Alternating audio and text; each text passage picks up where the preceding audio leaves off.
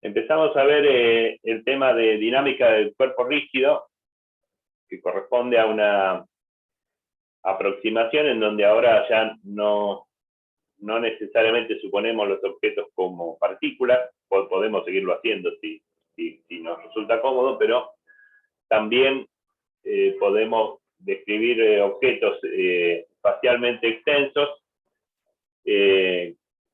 siempre y cuando los supongamos rígidos, o sea, son extensos, pero no se deforman a medida que se mueven.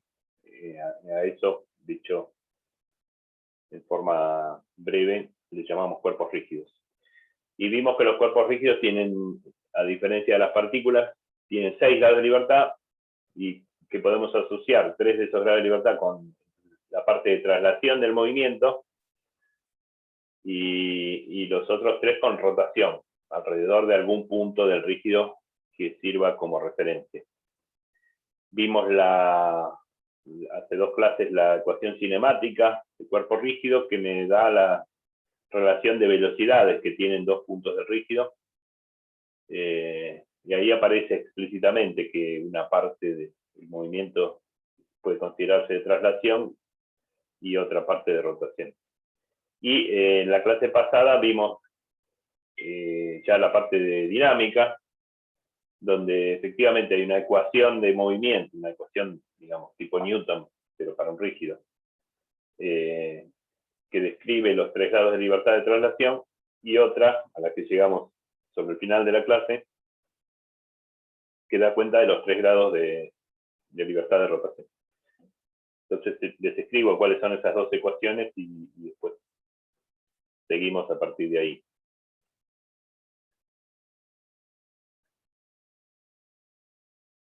Ok. Entonces, la traslación está descrita por esta ecuación, que dice que para dado un cuerpo rígido, ¿cómo llegamos a las 2 ecuaciones que voy a escribir? Suponiendo que además de ser a la vez que son cuerpos rígidos, también no dejan por eso de ser sistemas de partículas. Un cuerpo rígido yo lo puedo pensar como formado por infinidad de objetos más pequeños, que son mis partículas, entre comillas, que no tienen por qué, sabemos también que cualquier objeto está hecho de átomos y de moléculas. Podrían ser esas las partículas, pero no necesariamente, basta por ahí que sean elementos, porciones de materia lo suficientemente chicos como para ser considerados partículas. Entonces uno imaginariamente piensa su cuerpo rígido como compuesto por esos pequeños grumos de materia, y como uno conoce las ecuaciones de Newton para esas partículas, entre comillas, y consideramos que el sistema es el cuerpo rígido, el sistema de esas partículas es el cuerpo rígido, entonces, bueno, sumamos ecuaciones de Newton como hicimos cuando vimos sistemas de partículas, y las infinitas fuerzas de interacción entre grumos de materia del rígido entre sí, hay montones de fuerzas que son muy importantes, porque son esas fuerzas las que le dan cohesión al rígido, lo mantienen en ese estado de rigidez. Pero como son fuerzas internas al sistema, a la hora de sumar desaparecen y solo sobreviven las fuerzas externas. Entonces la suma de las fuerzas externas es igual a la derivada temporal del impulso lineal, de la cantidad de movimiento. Y ese impulso lineal, como vimos, es aditivo, es la suma de los impulsos lineales de esas partículas, y también es, eso ya lo vimos antes, igual a la masa total del cuerpo rígido por la velocidad de su centro de masa. Pero también es la suma de las masas individuales por las velocidades individuales, y como esa suma, como vimos, es una suma de las partículas, las estamos imaginando nosotros, y las suponemos infinitamente chicas y que son infinitamente muchas. Entonces esa suma sobre esas infinitas partículas, donde cada una de las masas tiende a cero, en ese proceso imaginario en que yo voy subdividiendo el rígido en porciones de materia más y más chicas, se transforma en un integral. Entonces vimos que esto, acá puedo poner el diferencial de masa, pero más habitual es poner ρ por el diferencial de volumen, que es lo mismo, y el integrando es la velocidad individual de las partículas. Entonces, eso en cuanto a la traslación. Esta relación es la menos problemática, si se quiere, porque se parece bastante a lo que tendría si tuviera una partícula. Esa partícula estaría ubicada una partícula que está ubicada en el centro de masa y que tiene toda la masa del rígido. Es decir, si ese rígido mágicamente se compactara hasta llegar a ser un punto ubicado en el centro de masa, esa partícula que se lleva toda la masa tendría esa ecuación de movimiento exactamente. Entonces esa ecuación es la que estamos más entrenados para resolver, porque es la que veníamos resolviendo cuando estudiábamos partículas, ¿verdad? Piensen que si yo pongo m por b acá en la derivada, y como suele pasar, la masa del rígido es constante, o sea, el rígido no es que va perdiendo masa mientras se mueve, o sea, si m es constante, lo saco afuera de la derivada, y me queda m por la derivada de la velocidad del centro de masa, o sea, m por a centro de masa. Entonces esto es simplemente suma de fuerzas igual a m por a. Si el rígido yo lo veo tan lejos que no puedo darme cuenta si es un punto o es un objeto, esta sería su ecuación de movimiento. Pero ahora traigo al rígido de vuelta como para ver el detalle de su tamaño y de su forma, y entonces me doy cuenta que en general también va a haber una rotación de todos los puntos del rígido alrededor de algún eje, que será el eje de rotación. Entonces ese movimiento de rotación también lo estudiamos la clase pasada, y la ecuación que lo rige es la suma de los momentos externos. El punto que tomamos como referencia es el centro de masa. No tiene por qué ser el único punto posible, pero es lo que hicimos. Ahora vamos a extender eso. Y esto es igual, también esta ecuación la escribimos cuando vimos la dinámica de sistemas de partículas. Es la derivada del impulso angular respecto del mismo punto en el cual calculamos el momento. L es lo que se llama el impulso angular del sistema.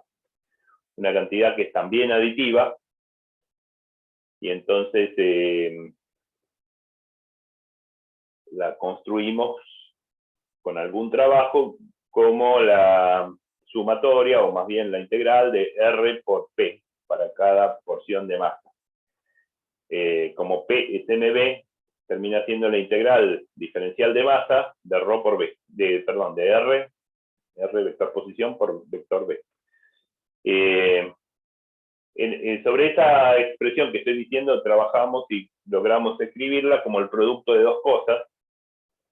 Una que apostamos a que sea constante, y otra que termina siendo la velocidad angular. La velocidad angular es el vector que describe, que contiene la rapidez de cambio de esos 3 grados de libertad de rotación.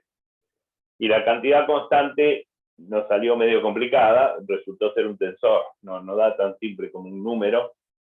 En este caso la proporcionalidad es simplemente un escalar, que es la masa. En el caso de rotación es más complicada y queda un tensor, o sea, quedó igual a una cantidad que llamamos el tensor de inercia, que uno la puede visualizar como una matriz, multiplicado por la velocidad angular. El tensor de inercia, una vez que terminamos el cálculo, termina dando los elementos de matriz de ese tensor, terminan dando una integral justamente de esta cantidad. R, que es el módulo cuadrado del vector posición, por la delta de Kronecker, que es si lo visualizo como una matriz, es la matriz identidad, menos RIR. Habíamos usado esta notación de índices que lo que nos dice es, si yo digo que este tensor es una matriz, o sea, un objeto matemático de 3×3, tendría que escribir esos 9 números, ¿no? Uno por uno. Y XX igual a tanto. Y XY igual a tanto y así, por los 9 números. Lo primero, la anotación de índices me ahorra ese detalle, esa molestia, porque yo acá escribí en un solo renglón las 9. Escribí una expresión genérica que corresponde a los 9 números. En el entendimiento de que I y J son índices que van cada uno de 1 a 3, entonces I va de 1 a 3, J va de 1 a 3, de manera que en total tengo los 9 números posibles. 1, 1, 1, 2, 1, 3, 2, 1, 2, 2, 2, 3, 3, 1, 3, 2, 3, 3. Esos son los 9. Lo primero que uno nota es que esa matriz va a ser simétrica, porque si yo permuto I con J, la delta de Kronecker de IJ o la delta de Kronecker de JI es lo mismo, es simétrica, y R y RJ obviamente también porque el producto es simétrico. Entonces esta matriz es simétrica, quiere decir que en vez de 9 números, 6 solamente son distintos. Y si yo quiero calcular alguno, cualquiera, el I23, bueno, 1, 2, 3 corresponde en ese orden a X, Y, Z, ¿no? En cartesiano. El I23 decía, ¿qué sería? R cuadrado, la delta 2,3 vale 0, así que esto no va. Entonces me quedaría menos, I vale 2, J vale 3, quiere decir que esto es YZ.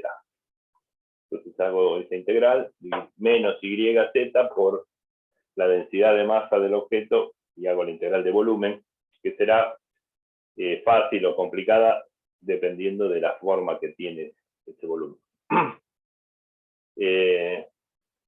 Bueno, eso es lo que vimos. Lo que vamos a ver hoy es, primero, quisiera empezar por decir que no, el centro de masa es lo que es el que usamos, pero que no estamos, ¿cómo decir?, condenados a usar el centro de masa. Esta ecuación hay que expresarla respecto a algún punto, y en general, cuando vimos sistema de partículas, vimos que ese punto tenía que ser el origen de un sistema inercial. En general, entonces esto es lo que con esto quiero arrancar la clase de hoy. Esta ecuación se expresa respecto de un origen inercial.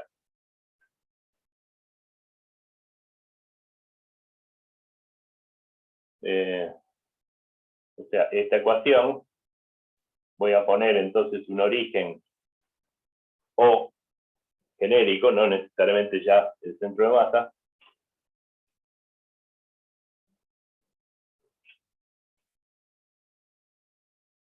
con el punto O inercial.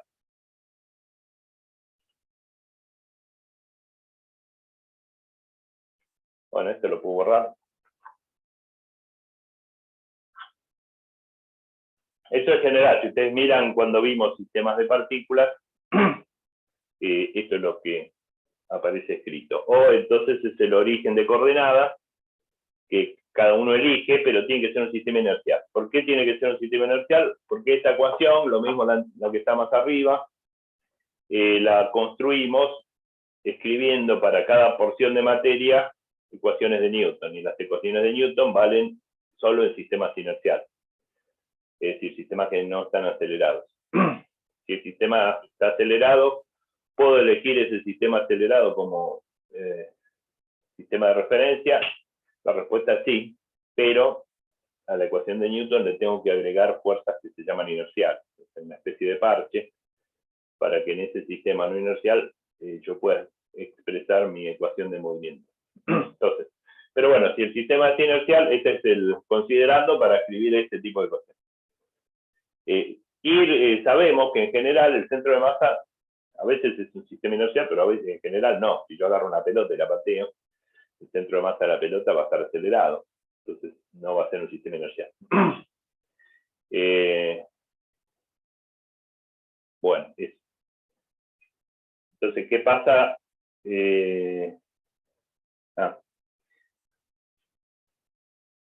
Voy a escribir entonces un rígido. Fíjense que hasta ahora el rígido uno lo dibuja con alguna forma que es arbitraria, tan arbitraria que en realidad no importa la forma que tiene porque no lo uso, no lo dibujo, pero después no uso esta forma del rígido para nada. Eso sí se usa explícitamente cuando uno calcula el momento de inercia, el tensor de inercia. Cosa que todavía no hemos hecho. Pero supongamos que tengo un sistema, acá hay una cuestión bastante sutil y muy importante, que es cómo hago la derivada temporal. La derivada temporal de esto, que va a ser L, va a ser el producto de I por omega. Y omega depende del tiempo, casi inevitablemente.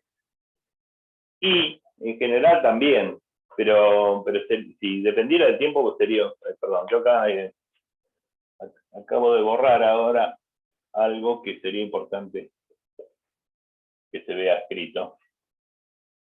Nada, estoy escribiendo lo mismo que borré recién. Así. Fíjense que acá aparecen las R, son las componentes del vector posición. El vector posición tiene origen, en este caso, en el centro de masa. Si fuera acá, sería el punto O. Y el extremo es la posición de esa porción de materia particular en la que estoy prestando atención. De última, también R es la variable de integración.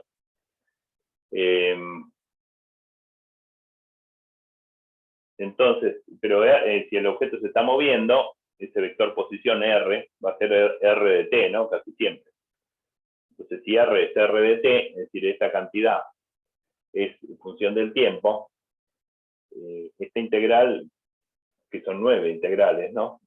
O 6, si es simétrico, ya de por sí va a ser complicada dependiendo de la forma del objeto, pero si el objeto además se está moviendo, la integral se vuelve casi imposible. Entonces, uno va a preferir calcular el tensor de inercia en algún sistema de referencia fijo al objeto. O sea, cuando voy a calcular el tensor de inercia, de la misma forma que cuando uno quiere medir la masa de un objeto, lo primero que hace es pararlo al objeto. El objeto en reposo lo apoyo en la balanza y le mido la masa, porque es más fácil. Acá cuando le calcule el tensor de inercia, lo primero que voy a hacer es detenerlo al objeto y tomarme el tiempo necesario con ese objeto en reposo para calcular esas integrales. Es decir, va a ser preferible a la hora de calcular el tensor de inercia hacerlo en un sistema de referencia fijo al objeto, solidario al objeto. El objeto puede estar rotando, pero el sistema de coordenadas entonces rota con el objeto. Entonces, esta derivada, acá voy a agregar este detalle, entonces este paréntesis se refiere a en qué sistema de coordenadas hago la derivada. Este O que está, entonces el punto O aparece 3 veces en esta ecuación. En las dos que ya estaban, me refería al origen de coordenadas. Porque, por ejemplo, L es R por P. R es la posición respecto a algún origen. Entonces, L depende explícitamente del origen de coordenadas. No así, por ejemplo, la velocidad. El vector velocidad de un objeto no depende del origen de coordenadas. Entonces, uno a la hora de dibujar y plantear ejercicios, el vector velocidad lo muevo libremente. En cambio, el vector posición no. El vector posición necesariamente nace en el origen de coordenadas que haya elegido.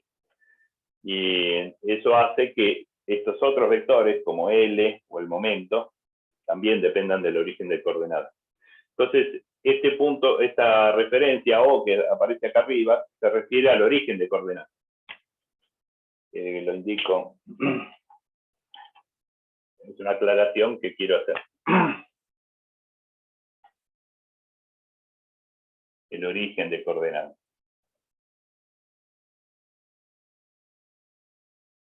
Eso se refiere a este O que está acá y este O que está acá.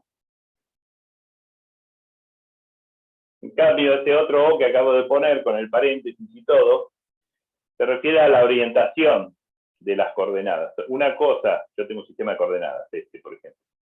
Una cosa es donde pongo el origen, este punto, el origen de coordenadas lo puedo poner acá, trasladarlo más atrás o más adelante. A eso se refiere esto, donde pongo el origen. Mientras que este otro se refiere a la orientación.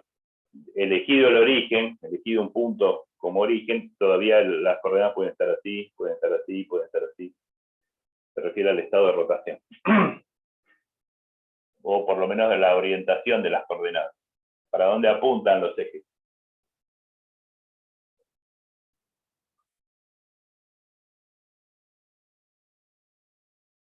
Eso en cuanto a esto. Eso es importante a la hora de hacer la derivada. Entonces de eso voy a hablar ahora por un rato. Entonces en este rígido uno puede tener, por un lado elijo el origen, elijo el punto O. Por ejemplo acá.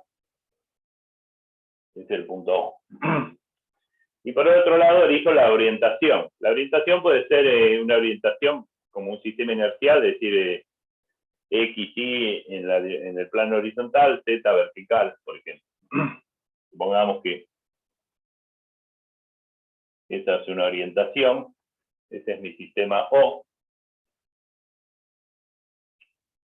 Voy a suponer también que, para simplificarme un poco, que el vector omega, que va a aparecer enseguida, que describe la rotación del rígido, es así. Ese es omega.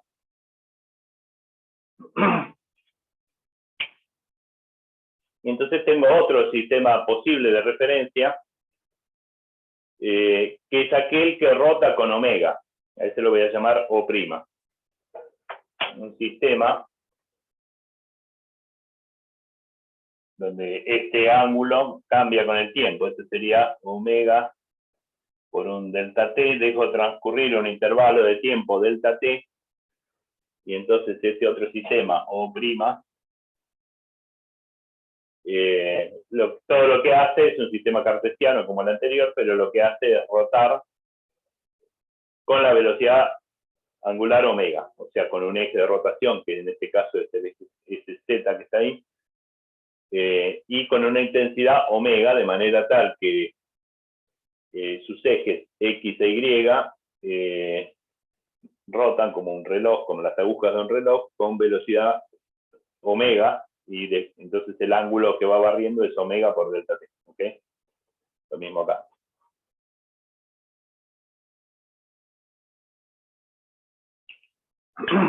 Si omega es la velocidad de rotación del rígido, quiere decir que este sistema O' se mueve solidario al rígido, o sea, el rígido rota y los ejes, como si estuvieran clavados al rígido, se rotan también. Entonces O' voy a decir que es un sistema solidario al cuerpo rígido, o sea, adherido al cuerpo rígido.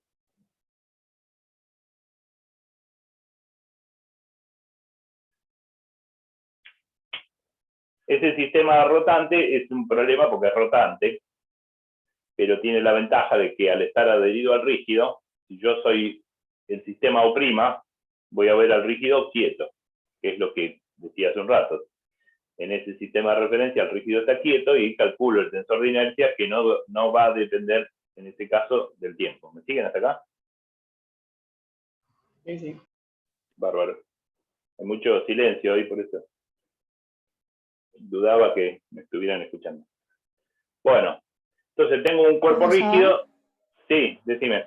Perdón, me confundo un poco la ventaja de el sistema O' con respecto al tensor de inercia. El sistema O' rota igual que el rígido con la velocidad angular omega. Quiere decir que entonces ese sistema O' hay que imaginar los ejes pegados al rígido. A medida que el rígido rota, los ejes estos también. Entonces, para ese observador que está en ese sistema rotante, el rígido está quieto, porque están los dos rotos. Es como que tenés una calecita, vos estás arriba de la calecita, entonces vos como observadora ves la calecita quieta, porque vos rotás con ella.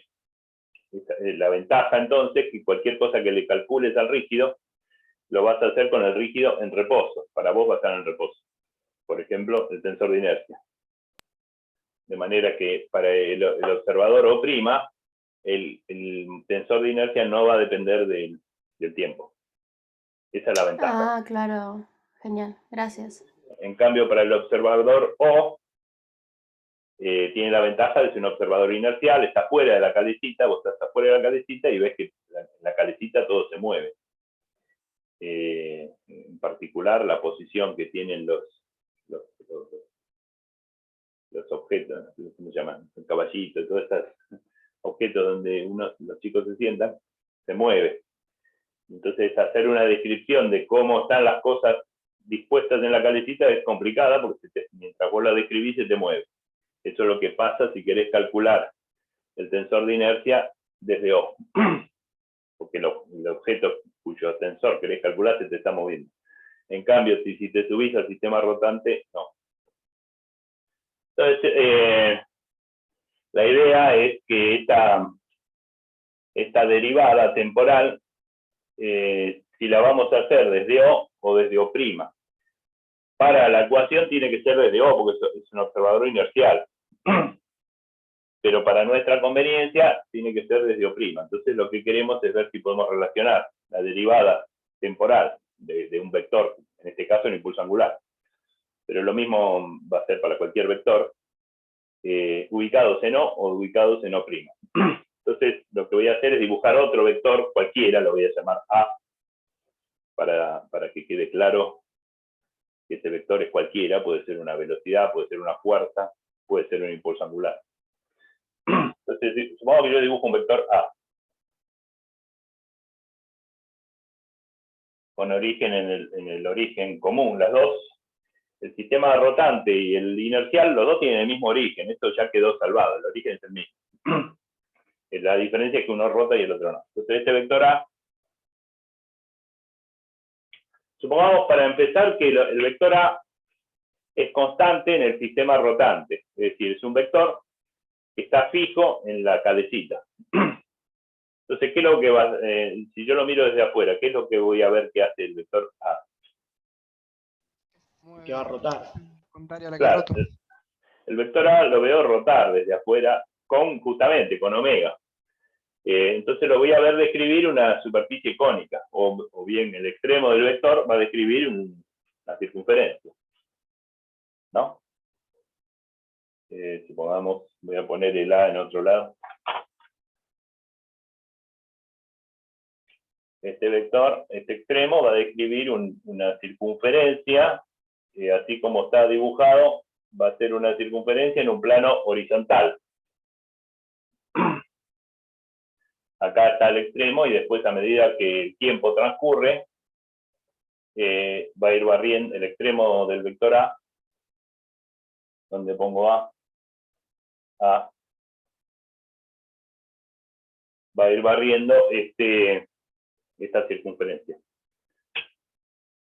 De manera tal que si dejo transcurrir un tiempo delta t, acá va a quedar, este vector va a variar un cierto valor, delta A, que lo voy a poner acá, tangente a la circunferencia, ¿no? Si yo lo veo desde arriba, visto desde arriba, la circunferencia es así. El vector omega es hacia arriba. Uno indica, no sé si lo dije, se lo deben haber dicho en la clase práctica, ¿no? Cuando uno tiene un vector apuntando hacia uno, lo indica de esta manera, o sea, saliendo del pizarrón en este caso.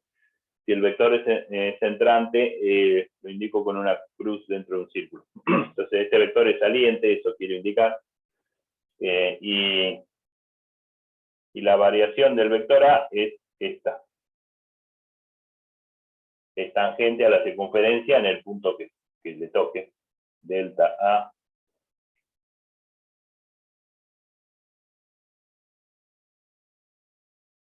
Esta variación, lo habíamos visto en su momento, lo vuelvo a escribir. Se puede ver que es delta t por omega por a.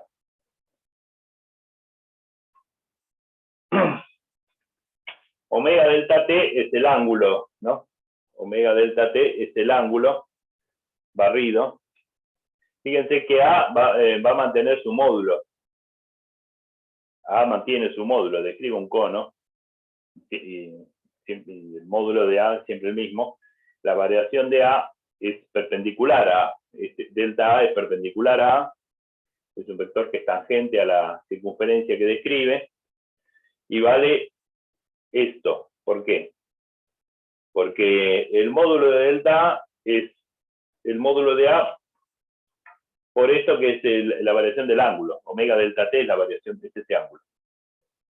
Entonces, cuando el sistema de referencia rotante varía un cierto ángulo, rota en un cierto ángulo, es el mismo ángulo que rota el rígido, porque está todo pegado. Y ese ángulo es el que barre también el vector A. Entonces, este es el ángulo. Y el vector delta A como vector es perpendicular a A, como dije recién, y eso lo asegura el producto vectorial, ¿no? El resultado del producto vectorial es perpendicular a los dos. Es perpendicular a A y perpendicular a omega. Entonces, si uno imagina un plano vertical que contiene a omega y a A, el vector omega, el vector delta A es perpendicular a este plano. Entonces es perpendicular a omega y a la vez es perpendicular a A, y su variación es el módulo de A por el ángulo barrido. Entonces, por todo eso, el vector de variación de A tiene esta expresión. Eso sería, ¿qué es delta A de nuevo? Es la variación del vector A, siendo que A es un vector fijo al sistema rotante. O sea, todos los puntos en particular A, podría decir, es la posición de cualquier punto del rígido. Cualquier punto del rígido tiene un vector posición que varía de esta manera. Todos los puntos del rígido tienen trayectorias que son circunferencias alrededor del eje de rotación. Eso también lo vimos hace un par de clases. Pero todavía sigue siendo la variación de un vector que es constante en el sistema rotante. En general, el vector no necesariamente va a ser constante. Tendrá su propia variación. O sea, me refiero un vector que aún en el sistema de la calecita yo lo voy a mover. Supongamos una mosca en el sistema de la... Si la mosca está posada en algún punto de la calecita, la posición de la mosca va a ser constante desde la calecita y tendrá esta variación. Pero si la mosca vuela, a esta variación de su posición le tengo que agregar la variación propia de la mosca en el sistema de la calecita. O sea, en general, delta A, la variación de un vector cualquiera, visto del referencial O sea, del referencial inercial, va a ser la variación que yo le vea, esto es lo que estoy agregando ahora, en el sistema O', en la calecita, más esta que está acá. Ahora lo volvemos a mirar con un poco más de detalle.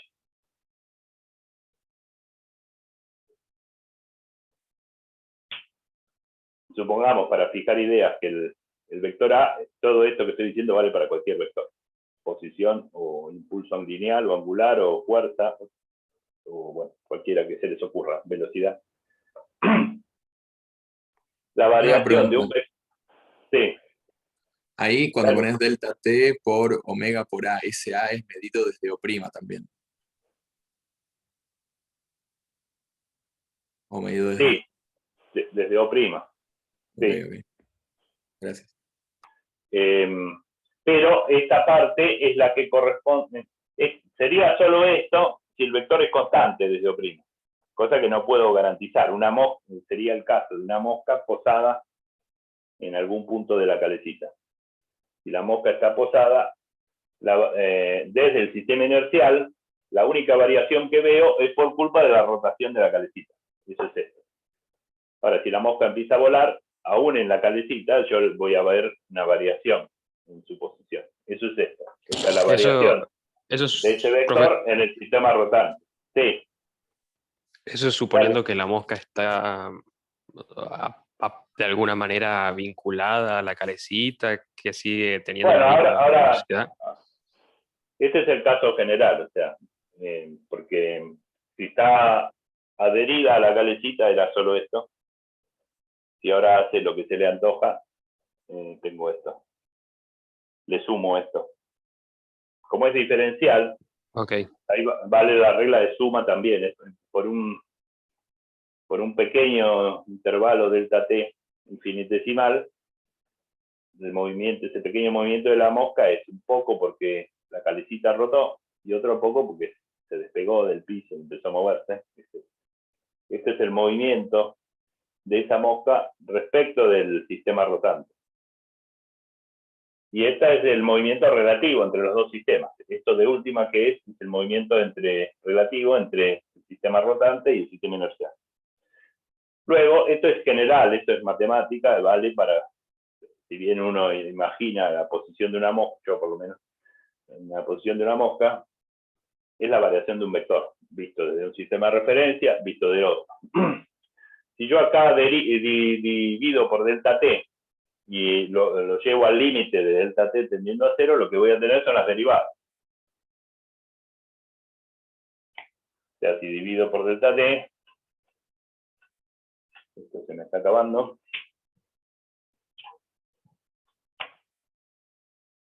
Y en el límite, ¿no? Delta A sobre delta T, en el límite va a ser la derivada de A respecto de T.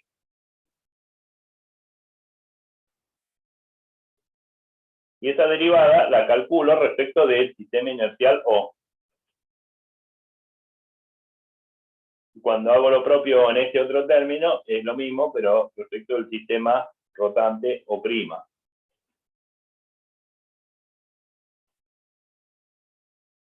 Y acá al dividir por delta T, se va delta T, queda omega por A.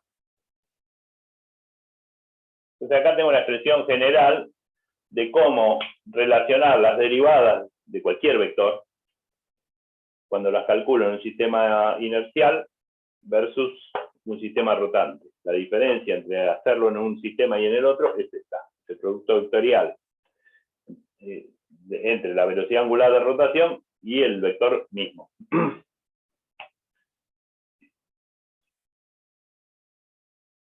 Entonces, aclaro acá, este es inercial y esto es rotante.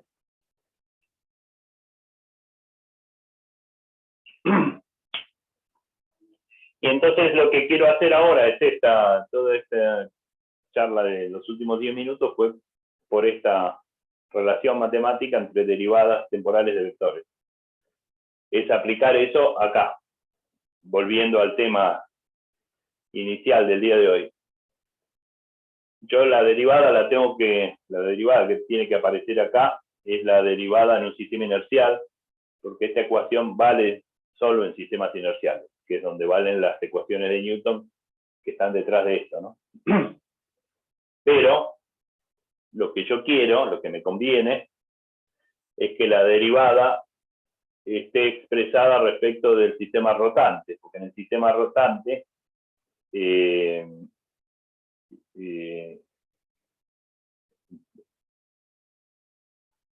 el sistema rotante yo voy a tener dos cosas. Esto va a depender del tiempo, no tiene mucho remedio, justamente cómo depende omega del tiempo. Esa es la incógnita de este problema, así que no voy a poder evitar que omega dependa del tiempo, pero el tensor de inercia sí, porque en el sistema que rota fijo con el rígido, toda esta integral la voy a hacer como si estuviera en reposo. Entonces, lo que quiero es simplemente esto que es derivada respecto de O, expresarlo de esta manera. Voy a borrar los dos renglones que tengo arriba.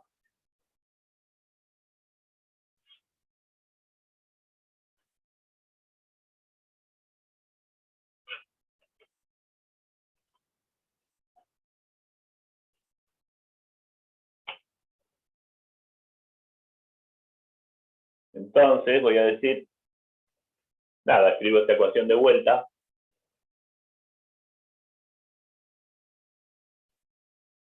La la suma de los momentos respecto a un sistema O. El punto O es común a los dos, ¿no? Vuelvo a decir. Y acá la derivada de esta la descompongo en estos dos términos. Esto, que es esto, lo escribo como la suma de estos dos términos.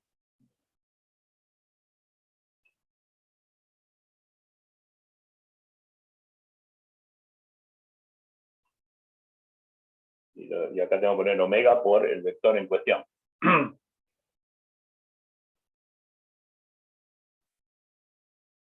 Y esta es la ecuación a la que quería llegar. Y ahora hablamos un poco de esto. Una Bueno, pregunta. ¿me siguieron hasta acá? Sí, pregúntame. ¿Podría repetir el razonamiento de la última ecuación de las derivadas a la de suma de momentos externos? O sea, me Sí, perdí en el paso de que igualamos la derivada de A respecto de T desde O a eso de la suma de momentos externos. ¿esta ecuación o esta? En el momento No, que vinculamos. esto es matemática. Esto vos te lo podés copiar o haberlo visto en un curso de matemática. Esto. ¿Cómo es la derivada de un vector cualquiera calculada respecto de un sistema fijo versus calculada respecto de un sistema rotante? Esto es fijo, esto es rotante, y la diferencia es esto. Entonces ahora vengo y aplico esto a esta ecuación. En esta ecuación estaba escrito respecto de O, porque el origen y O tiene que ser un sistema inercial, pero acá aclaramos también que la derivada hay que hacerla en el sistema inercial. No solo hay que calcular el vector L con origen en el punto O, sino que al derivar lo tengo que hacer desde un sistema inercial o fijo, si querés pensarlo más fácil. Eso es lo que tiene que ser. Ahora, ¿qué es lo que me conviene? Me conviene que a la hora de derivar lo haga respecto a un sistema que rota con el rígido. Si el sistema de referencia que uso para derivar rota con el rígido, yo veo el rígido fijo. Y entonces, simplemente esto, mirando esta ecuación, que es general, vale para cualquier A, entonces si vale para cualquier vector, vale en particular para LO. Entonces acá pongo LO, tengo esto. Esto se transforma en esto, aplicando esta identidad para el caso en que el vector A sea L respecto de O. Eso es todo lo que hice, reemplazar. Claro, sí, perfecto. Ahí mucho más claro. Y una pregunta. En el caso de estamos usando el sistema O' porque nos conviene para evitarnos esa matriz de rotación, ¿no? Pero en este caso, usted dijo, sí, Dale. usted dijo que tenía que ser un sistema inercial, ¿no? En este caso, le está rotando, ¿no sería un sistema no inercial? Sí, el sistema rotante no es inercial. O es inercial. Este es rotante, O' es rotante, así que no es inercial. O sea, esto no es, si yo lo dejara así estaría mal, porque esto que siempre dije que vale en un sistema inercial, de repente lo derivo en un sistema rotante. Pero para dar cuenta de eso, es que se agrega esto. Acá estoy derivando respecto a un sistema no inercial. Pero bueno, por eso uno le suma esto para compensar ese hecho. Todo esto es la derivada hecha en el sistema inercial. Con lo cual la derivada nunca la hago en el sistema, nunca hago esta derivada en el sistema inercial. Porque reemplazo por esto y lo hago en el sistema rotante. Y acá no hay ninguna derivada. Claro, ok, perfecto. Ese es el truco. Bueno, ahora ¿Profesor? algunas cosas. Sí, pregunta. Perdón. No. La LO, en la ecuación a la que llegamos, a la última, ¿está medida desde qué sistema? LO es en el sistema inercial. Es decir, hay dos cuestiones que se aclaran, se tratan de aclarar acá. El O acá, el supraíndice O acá, lo que se refiere al origen de coordenadas, a ese punto. Y el O acá abajo es en donde hago la derivada, si en un sistema, siendo que el origen es el mismo, un sistema que se queda quieto mientras el rígido se mueve, o un sistema que rota junto con el rígido. Acá, a la hora de derivar, lo hago en el sistema solidario al rígido. Y una pregunta, ¿por qué es que el producto vectorial no depende del tiempo? El de omega Sí, como por decir, sí, no, estas cosas dependen. Omega depende ¿Y la de... derivada por qué no se le hizo? Acá lo que pasó, a partir de acá vos dividís por delta t, derivo, por supuesto, todos los términos, divido por delta t, entonces acá se va, entonces queda omega por a. Acá te queda delta a sobre delta t en el límite de delta t tendiendo a 0. Eso se llama derivada, ¿no? Cociente de incrementos en el límite en el cual el denominador tiende a 0. Eso se llama la derivada. Esto también, y acá no queda ninguna derivada, porque dividís por delta t, queda el producto de estas dos vectores. ¿Y ese término sé es constante o no lo es o no es constante? Nada es constante acá. Todos estos vectores en general son función del tiempo. Ok, genial. Gracias. Son todos funciones del tiempo. El problema, ahora, ¿cómo decir? Omega en general va a depender del tiempo, justamente es la incógnita de esta cosa. Esa dependencia con el tiempo se vuelve crucial cuando tengo que derivar. O sea, cuando tengo que derivar algo, es crucial saber si ese algo depende del tiempo o no, porque si no depende del tiempo va a dar 0. Y si depende del tiempo, tengo que saber cómo depende del tiempo para poder hacer la derivada. Entonces, esa dependencia temporal es crucial acá y acá, pero acá también depende del tiempo, solo que no lo escribo porque no me importa, pero depende del tiempo. En general, o sea, porque esto la vamos a aplicar a todos los problemas de la guía, en algunos dependerá, en otros no, qué sé yo, pero en general depende. Bueno, vamos a ver un poquito de qué es el tensor de inercia, que está, bueno, está implícito, acá no está escrito, pero está implícito porque en donde L respecto de O va a ser I respecto al mismo punto omega. Nosotros el otro día hicimos esto, obtuvimos esto, ¿no? Pero donde O era el centro de masa. Ahora fíjense, revisen la cuenta, que si el origen de coordenadas era el centro de masa o cualquier otro punto del rígido, es lo mismo. No voy a hacer la cuenta de nuevo, pero fíjense que si no usamos en ningún lado que el origen de coordenadas, en la cuenta que hicimos el viernes pasado, para obtener esto, si el origen no era el centro de masa, no cambiaba nada. No usamos para nada la propiedad del centro de masa en ese cálculo. Así que esto vale, por eso ahora lo escribo y pongo O, como por decir cualquier punto. Podría haber elegido, la cuenta esta empezó así, no voy a hacerla de vuelta, pero era una integral, porque esto es el diferencial de masa, y el impulso angular es la suma de los pequeños impulsos angulares de las porciones de masa del rígido, que son R por P. P es MB.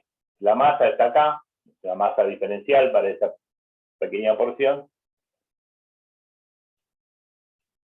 Y lo que dijimos es, bueno, tomemos como punto de referencia, como origen de coordenadas para hacer esta cuenta, cualquier, bueno, dije centro de masa, pero si dijera cualquier punto sería lo mismo. ¿Cómo sigue esta cuenta? Uno dice que B es la velocidad de ese punto, es la velocidad del origen, más omega por R, pero si yo elijo, si yo me paro como observador en ese origen, la velocidad, acá hay más, no por, perdón. Si yo me paro en el origen, porque es mi origen de coordenadas, esto va a valer 0. Entonces acá ponía omega por R y bueno, toda la cuenta que seguía, notación de índices incluidos. Toda esa cuenta vale para cualquier origen de coordenadas. Si bien lo hicimos para un origen igual al centro de masa. Si no fuera el centro de masa, vale igual, con lo cual el resultado es general. Ahora, este tensor, bueno, borro. ¿Alguien me dice que no? Sí, pues. Gracias.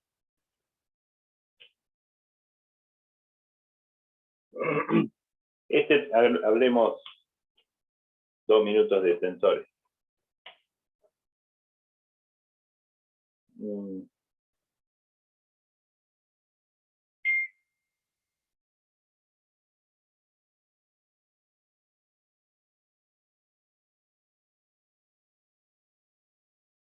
Este es un tensor que lo puedo visualizar como una matriz cuadrada de 3 por 3. ¿Por qué? Porque vivimos en un espacio de 3 dimensiones, con temas de ejes cartesianos X y Z. Perdón, acá le falta los subíndices. Así. Y simétrica, es una matriz, entonces imaginen ustedes una matriz simétrica que tiene 3 elementos en la diagonal y después tiene en el triángulo arriba de la diagonal tiene 3 valores, el I1,2, el I1,3 y el I2,3, pero como es simétrica, el triángulo que queda por debajo de la diagonal tiene los mismos valores. Entonces hay 6 números, 6 integrales que habría que hacer en general, y ese es el tensor de inercia. Ahora, como se visualiza a través de una matriz simétrica, ustedes saben que esas matrices son lo que se llama diagonalizables. ¿Saben eso, no? ¿Cómo se calculan los autovalores? Es inversible, es diagonalizable y tiene 3 autovalores que uno puede calcular. ¿Todo eso saben? Sí, ¿no? Dígame que sí. Ah, bueno. Se vería en el CBC. Se verá el CBC, ¿no? Bueno, bárbaro. Suponía eso, pero quería estar seguro. Si alguno, por algún motivo, no sabe bien de qué se trata, como cualquier otra duda, ¿no? La preguntan ahora o después. Yo tengo una consulta. ¿Todas las matrices cuadradas son tensores? Buena pregunta. Los tensores son objetos más generales, son objetos matemáticos abstractos, y las matrices cuadradas es la forma en que los visualizo. De la misma manera que un vector es un ente, un vector lo puedo considerar un tensor de rango 1. El vector es esa abstracción que tiene un significado, bueno, que ahora podemos discutir. Yo el vector lo puedo representar de esta manera, puedo poner esta otra manera. Estas son representaciones del vector. Esta otra, fx en y más fi en j, más fz en k. Todas estas son representaciones de un vector.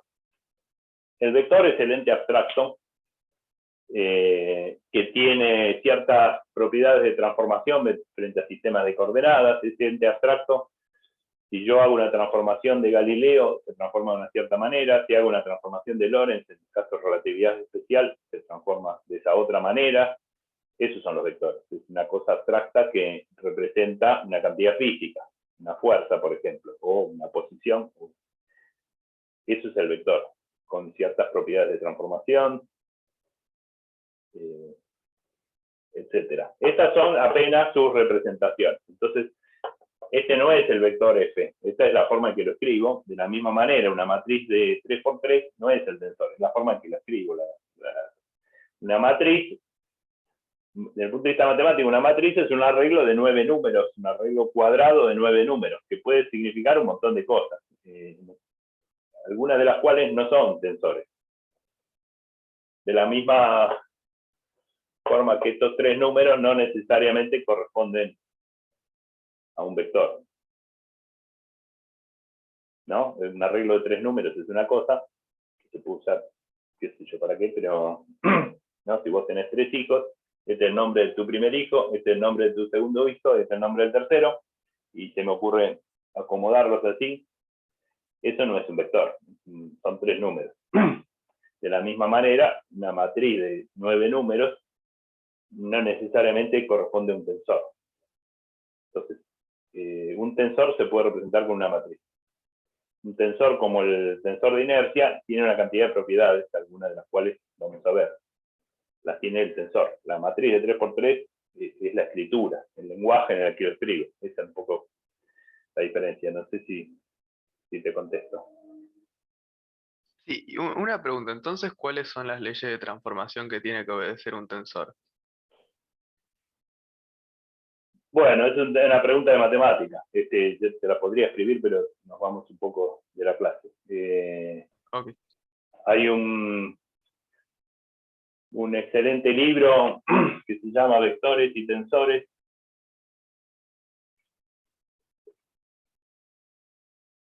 que escribió alguien que fue profesor de la facultad, que se llamaba Luis, un matemático que se llamaba Luis Santaló. Es un libro de Eudeva. O sea, Igual fácil. no podríamos como exigirle que sea simétrica y ya como que un montón de propiedades va a desprender de que la matriz es propiamente simétrica. Sí, la matriz es simétrica porque el tensor es simétrico. Que es simétrico se ve acá. Como el tensor es simétrico, la matriz que lo representa, simétrico ¿no? Quiere decir, tengo estos 3 números de acá, y este es igual a este.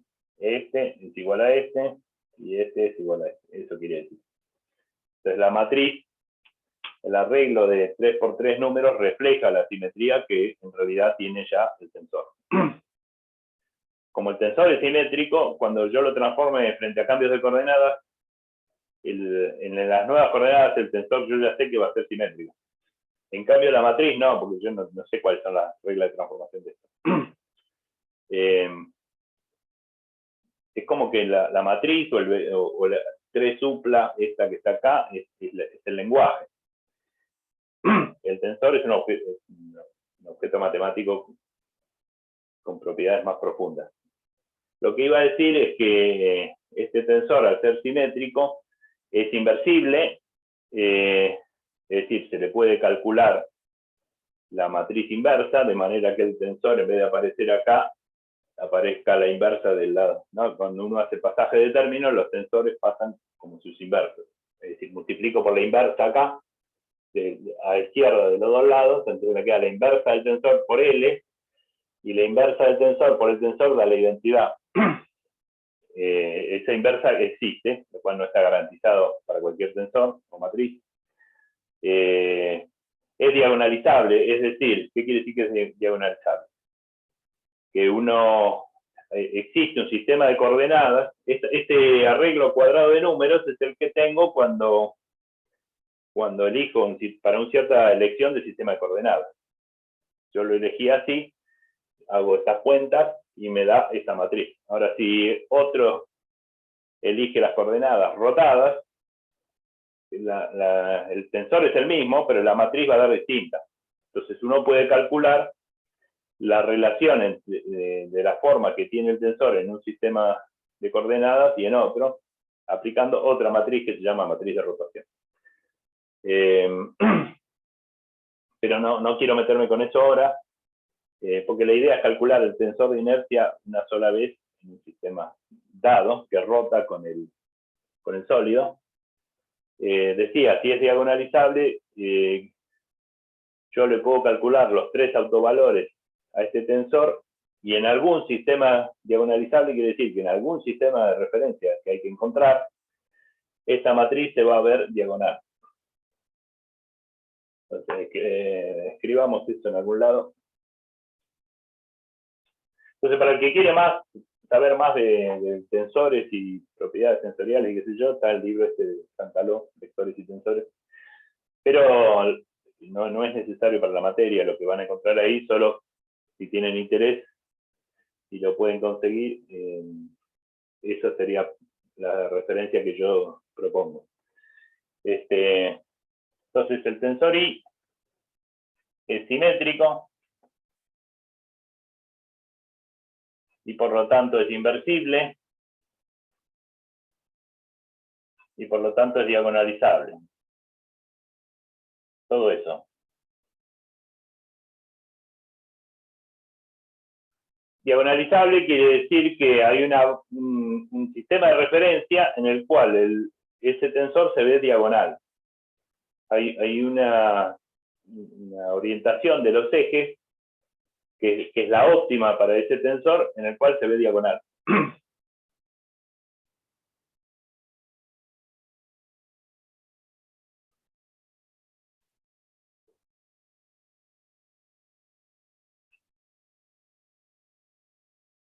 Una base es una base de... Ustedes saben hacer problemas de autovalores y autovectores. Les dan una matriz de 3×3 o de 2×2 y les piden calcular los autovalores. Ustedes calculan los autovalores y los autovectores. Esos autovectores, ese conjunto de vectores que se llaman autovectores, forman una base de, o sea, un sistema de versores, que en este caso se llama la base propia, porque es la base, el sistema de referencia en el cual el tensor se ve lo más fácil posible, que es diagonal. Hay una base en la cual se ve diagonal. Y no solo eso, sino que siendo diagonal, los tres elementos que van en la diagonal son los autovalores. O sea, la matriz o el tensor en ese sistema, en esa base propia, se ve así. Y 1, y 2, y 3, y lo demás 0.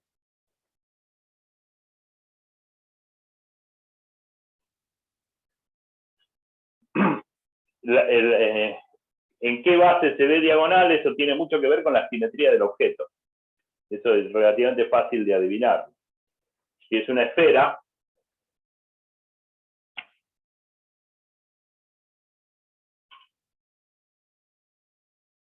los llamados ejes propios, los ejes en los cuales el sistema de referencia en el cual el tensor de inercia se ve diagonal, para una esfera que tiene el objeto con más simetría, la terna es cualquiera. No, porque es una esfera, o sea, obviamente, si yo miro una esfera, no hay direcciones preferenciales que uno pueda identificar. Entonces cualquiera, estos son los ejes propios, ¿no? Los ejes, el sistema de ejes en el cual el tensor de inercia se ve lo más sencillo posible. Ahora, para que tengan mejor idea de qué es lo que estoy diciendo, si yo les presento un cilindro, ¿cuáles les parece que serían los ejes propios? El que va de abajo para arriba, por así decir. Claro, no sé cómo explicarlo. El eje de simetría. ¿Qué pasa por el... Claro. Un cilindro tiene un eje de simetría, que es este. Bueno, ese es un eje propio. ¿Y los otros dos? El plano del suelo que está apoyado sería. No importa, un cilindro que está ahí, un alfajor que está ahí. Uno es el eje de simetría, y los otros dos ejes tienen que tener tres, ¿no? ¿Cuáles serían? Y Pinchándolo de costado, ¿no sería? Claro. ¿Qué cosa no sería? No escuché.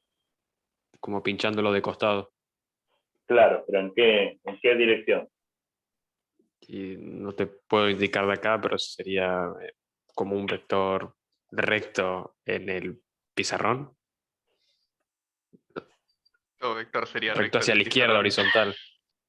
O sea, así, justo así, sí, así. Sí, Sí, sí, yo también estaba entendiendo eso. Y el otro así. Claro. Digamos, Como los ¿cómo ejes. dijo? Claro, pero bueno, si lo elegí así, y en vez de elegirlo así, lo hacía... fíjense que hay lo que se llama axisimetría en el cilindro. O sea, ¿dónde pongo los otros dos ejes? En cualquier lado. De la misma forma que en la esfera lo pongo cualquiera de los...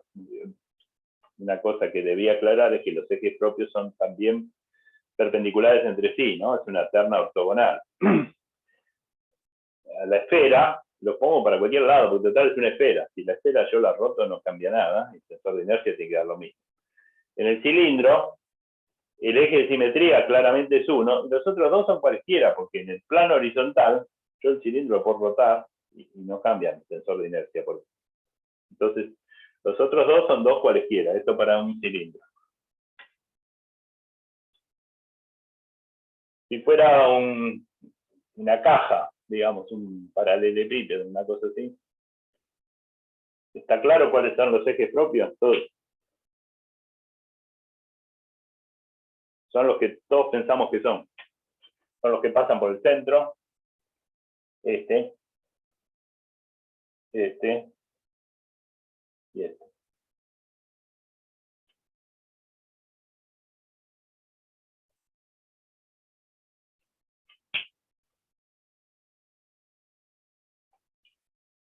Y bueno, puedo seguir. Por supuesto, si el objeto es una piedra deforme, por un lado sé que tengo ejes propios, por el otro, por la falta de simetría, no lo puedo sacar así a ojo. Bueno, esa es más o menos la idea. Si yo tengo un cierto objeto, yo sé que hay 3 direcciones ortogonales. Si el objeto es simétrico, son fáciles de identificar, y si no, no, pero igual las tiene. Tal que si yo trato de calcular el tensor de inercia en esos 3 ejes particulares, me va a dar así. O sea, en vez de calcular 6 números, solo tengo que calcular 3. Los 3 elementos de la diagonal, que son los autovalores de ese tensor. Esos autovalores se llaman, son los que van a ir en la diagonal, y se llaman momentos de inercia.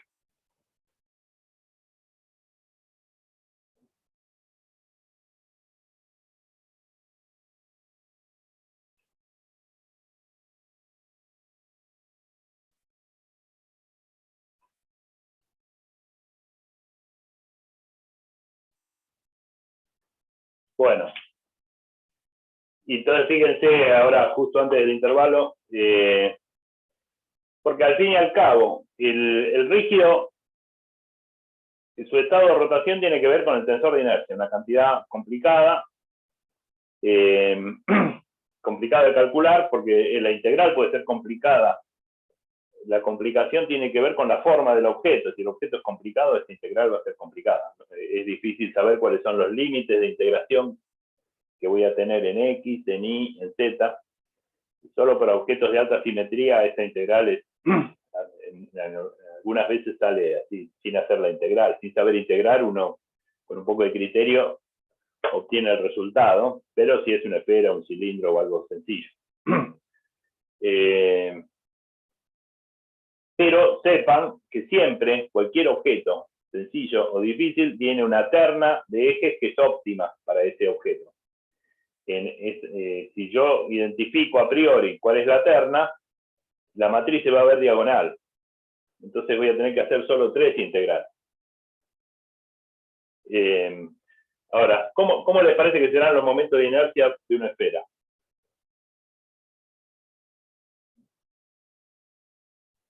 Los 3 iguales, puede ser. Perfecto, son los 3 iguales.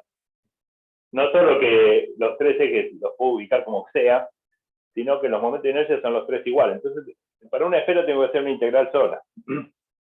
Acá no tengo por qué pensar que los 3 momentos de inercia, lo que quiero decir es que si elijo los ejes verdes, la matriz se va a ver diagonal, lo cual ya es una ventaja. Ahora, no tengo por qué esperar acá que los 3 momentos de inercia sean iguales, pero hay 2 de ellos que sí van a ser iguales. ¿Sí? ¿Está claro? Los 2 horizontales son iguales porque no hay diferencia entre el eje este y el eje este. La distribución de materia alrededor de este eje o de este eje es la misma. En cambio, alrededor de este eje vertical, no.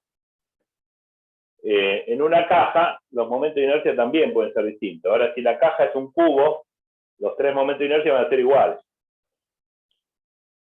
Entonces, ese tipo de vinculación entre cómo es la forma del tensor de inercia y la simetría del objeto es algo que hay que explotar. Si el objeto tiene simetría, conviene aprovecharlo. Ahora, fíjense que si omega es paralelo a algún eje propio, o sea, alguno de estos ejes para estos objetos, ¿qué es lo que pasa? L es igual a I por omega. I es I1, I2, I3. Omega, estoy diciendo, que es paralelo a alguno, elijan cualquiera, que es el del medio, por ejemplo, pero da igual. Omega en este caso es paralelo al eje 2. Y entonces cuando hago la cuenta, esto me va a dar simplemente I2 por omega. I2 como número por omega vector.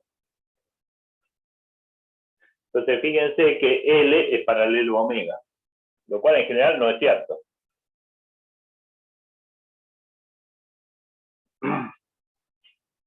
¿No? Porque cuando uno multiplica una matriz por un vector, el resultado es un vector, pero ese vector no necesariamente es paralelo al original. Pero en este caso es cierto. Quiere decir, si yo tengo un cilindro como este, cuyos ejes de simetría son, uno es este, que correspondería a rotar así, y los otros dos son cualesquiera, qué sé yo, este, rotar así. Pero rotar así no es distinto que rotar así, porque es un cilindro. Entonces, el momento de inercia este o este son iguales. Y distintos a este. Ahora, si este objeto rota alrededor de cualquiera de esos tres ejes, es decir, omega, que es la rotación, es paralelo a un eje propio del cilindro, omega apunta así, o así, o así, L, el impulso angular, es paralelo a omega. Y si no, no. Eso es importante porque fíjense que acá hay un omega vector L. Si omega es paralelo a L, esto me lo olvido. Pero en general, si no, lo tengo que poner. Bueno, hagamos el intervalo hasta ahí, son, qué sé yo, son y 17 en mi reloj, hasta ahí 20 y pico. Un poquito antes de 25 me gustaría empezar. Profesor, Sí, te escucho. perdón, no llego a ver muy bien el marcador, el que está ahí, I2 por, ahí es un omega, pero tiene una flecha arriba como si fuera vector, o solo la magnitud. ¿Ahora se ve mejor o no? ¿Acá Sí. decís? Sí, porque fíjate que si vos haces esta integral, te queda, bueno, esto por esto da 0, esto por esto da I2 omega en el medio, y esto por esto da 0. Es decir, que queda I2 por el vector omega. Con lo cual, Claro, I2 claro. número, este es el momento de inercia. Quiere decir que L y omega son paralelos. Si omega lo hubiera puesto en el eje 1 o en el eje 3, era lo mismo. O sea, el resultado es que el impulso angular de un objeto que está rotando alrededor de alguno de sus ejes propios, ese impulso angular es paralelo a la velocidad angular. L es I omega con I número. Pero no es general eso. Si este objeto yo lo hago, no sé cómo hacerlo, si lo hago rotar así, el eje de rotación no es ninguno de los tres ejes, entonces L apunta en una dirección y omega en otra. De manera que este producto vectorial es importante, hay que calcularlo, no es 0. Quiere decir eso. Cuando la rotación Genial, es gracias. sencilla, de nada. Cuando la rotación es a alguno de los ejes propios, que normalmente son también ejes de simetría, como para que uno se avive, estudiar la rotación puede ser más sencillo. Pero en el caso general, esta es la cuestión general. Bueno. Profe, una pregunta. Sí. No, perdón, decir lo que quería decir. No, que estamos en intervalo, a I25 volvemos, mientras tanto atiendo preguntas. Decime. Dale, gracias. Mi pregunta era sobre cuando hicimos la derivada temporal que lo pasamos al sistema O'. Todo lo hacemos, los dibujos y todo, yo sé que es por un tema de facilidad que omega es constante y va solo en una, perdón, omegón es constante y va solo en una dirección. Pero ¿podría el sistema ponerse a girar así descontroladamente y no ir siempre, o sea, que, Sí, que los claro. objetos que giran no sea solo en un plano perpendicular? Omega es función del tiempo, el vector omega es función del tiempo, lo cual quiere decir que no solo el módulo de omega variará con el tiempo, sino que su dirección también, o sea, la dirección de el eje de rotación puede cambiar. Por supuesto, esa justamente, y omega es la incógnita acá, así que no solo que varía con el tiempo, sino que no sé cómo. Pero bueno, uno tiene que amacarse con eso.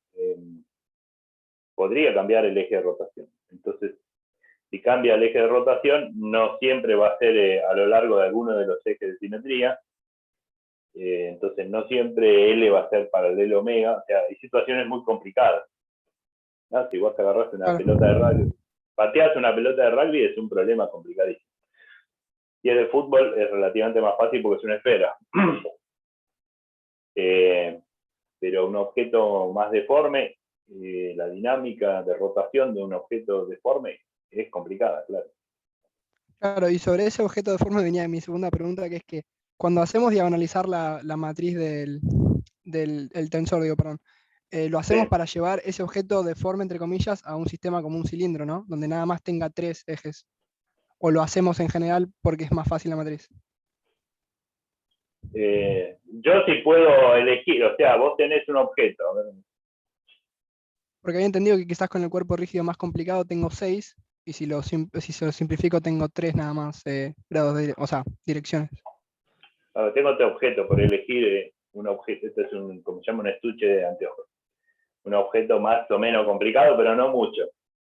Entonces vos, tu tensor de inercia, si lo calculás en el sistema rotante, o sea, el sistema fijo al rígido, podés hacer las integrales tranquilos, que no va a variar con el tiempo mientras hacer la cuenta. Ahora, todavía puedo elegir, bueno, el centro de masa está más o menos en el centro geométrico de este objeto, y si yo puedo elegir los ejes, elegiría un eje así, otro así, y otro atravesando este. O sea, un eje así, otro eje así, y otro así.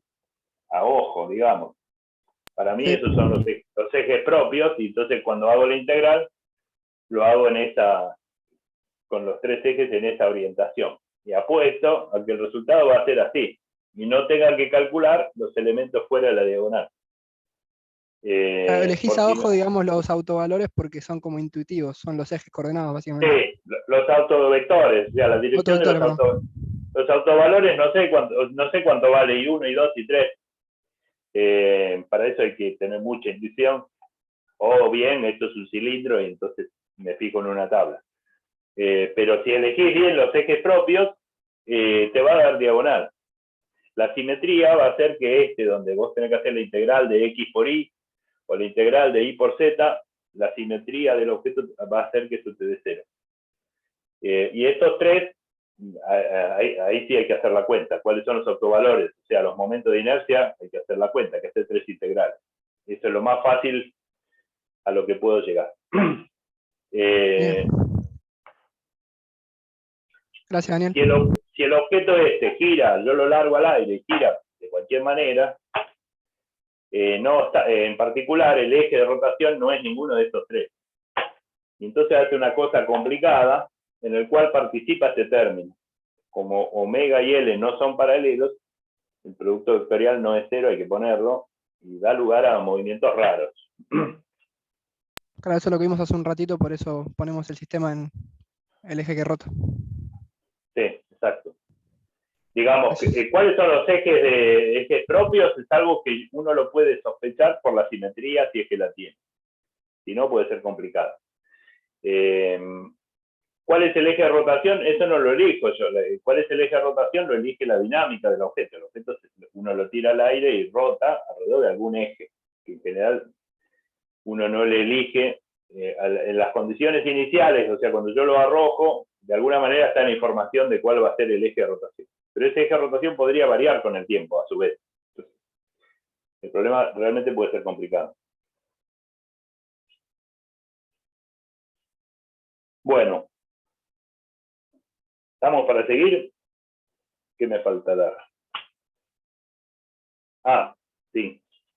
Bueno, entonces, la ecuación que rige las traslaciones, ya la vimos, esta no cambia. La suma de las fuerzas externas es la derivada del impulso lineal total, y el impulso lineal total es m, la masa total, por la velocidad del centro de masa. Eso va a describir la parte de traslación del rígido. Cuando uno patea una pelota, la parábola de tiro que produce el centro de masa de la pelota está descrito en esa primera ecuación vectorial. La rotación de la pelota alrededor del centro de masa o alrededor de algún punto está metido en esta otra ecuación. O sea, si uno le pega una pelota con efecto, o top spin, o como sea, con distintos efectos, además de trasladarse la pelota, trasladarse, digamos, paralela a sí mismo, puede rotar alrededor de cierto eje.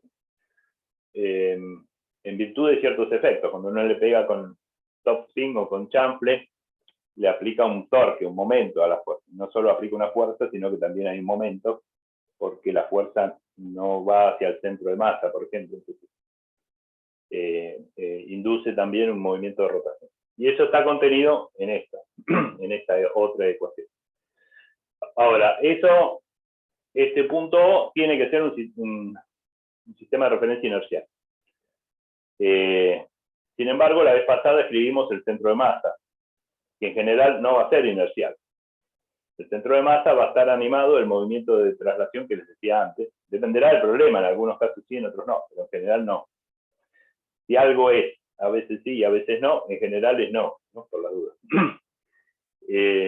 Entonces, ¿dónde queda el centro de masa?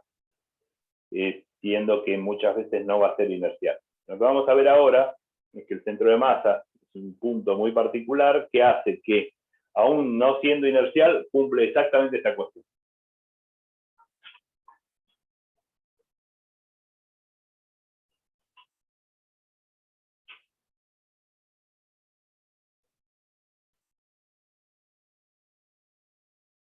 Entonces la pregunta sería, ¿y si el centro de masa no es inercial, qué hago? No lo uso, no puedo usar.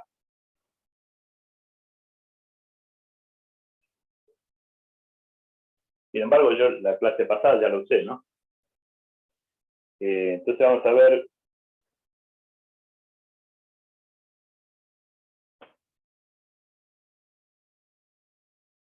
Vamos a ver que el centro, si pongo como origen el centro de masa, sea o no sea inercial, va a cumplir esta exacta ecuación.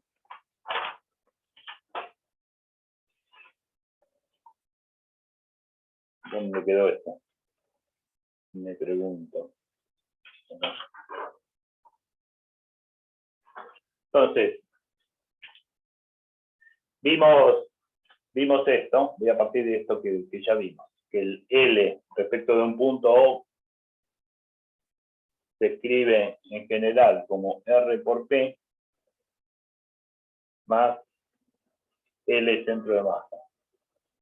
El contexto es que uno tiene, bueno, en este caso un rígido, pero no importa tanto si es un rígido. Esto tiene que ver con sistemas de partículas. Si yo tengo bueno, como siempre, un sistema de coordenadas orientado de alguna manera,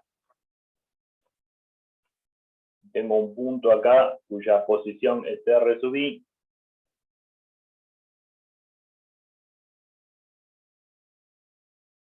Ese es el iésimo punto. Supongamos que el rígido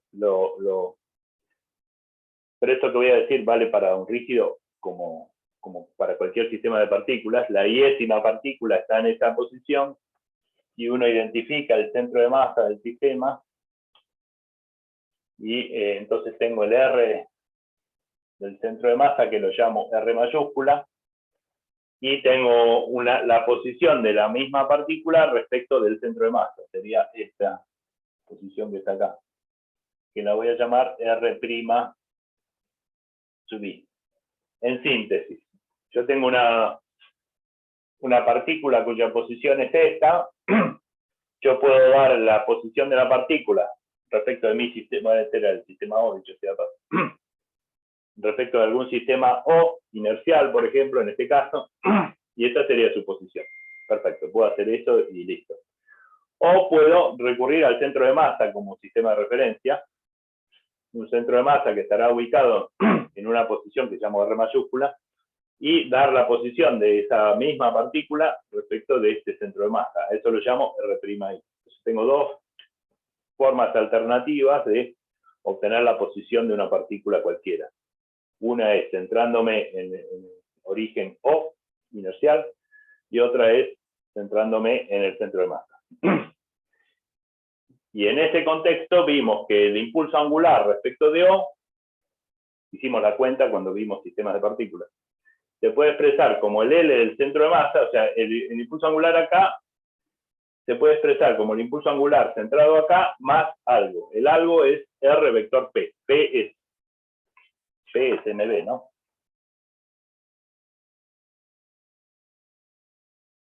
O m por r punto, que es lo mismo. Como si, fíjense que es el impulso angular, sería el impulso angular de una partícula. En este caso es una partícula ubicada en R y con impulso m por v centro de masa. O sea, es como, ese sería el impulso angular si todo el rígido estuviera, o todo el sistema estuviera en el centro de masa. Y esto da cuenta de que la rotación del resto del rígido alrededor del centro de masa. A esta parte de impulso angular la llamamos orbital, y a esta la llamamos de spin.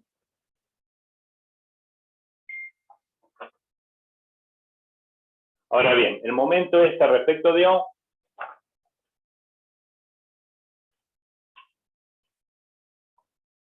es la suma sobre esas partículas. Yo dibujé una sola, genérica.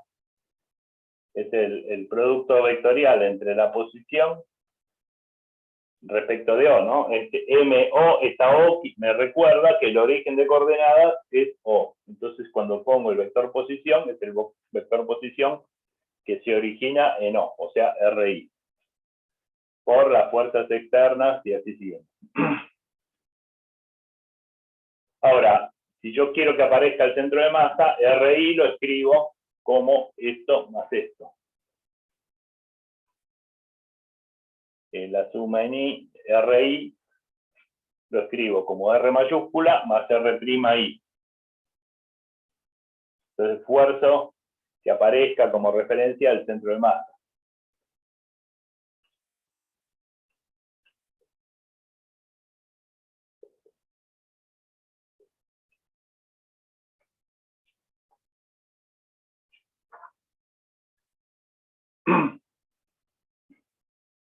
Fíjense que, bueno, y esto lo descompongo, son dos, distribuyo, digamos, el producto vectorial en estos dos términos. Y voy a tener esto.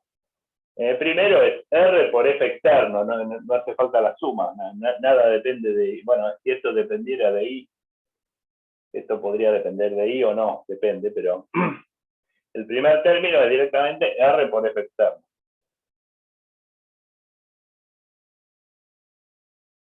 Y el segundo, fíjense que es R'I por F externo. R'I es un vector con origen en el centro de masa, porque lo construí así. Entonces R'I por F externo, eso es lo que uno llamaría el momento respecto al centro de masa. Sería calcular el momento de las fuerzas con origen en el centro de masa. Donde lo pongo arriba. ¿Está bien? Entonces simplemente lo que digo es, estoy viendo cómo se transforma el momento de las fuerzas externas. El momento de la fuerza externa calculado respecto del punto O es esto por definición, pero se puede descomponer en un término que es R por F externo más lo que sobra, que es R'I por F externo, es el momento respecto del centro de masa. Por un lado. Y por el otro, L, lo escribo de esta manera, y lo que necesito con L es derivarlo. Entonces, derivada de LO respecto de T y respecto de O, de todo este lado derecho, acuérdense, ¿no? Este lado derecho que está descompuesto así por conveniencia, pero no deja de ser esto, ¿no?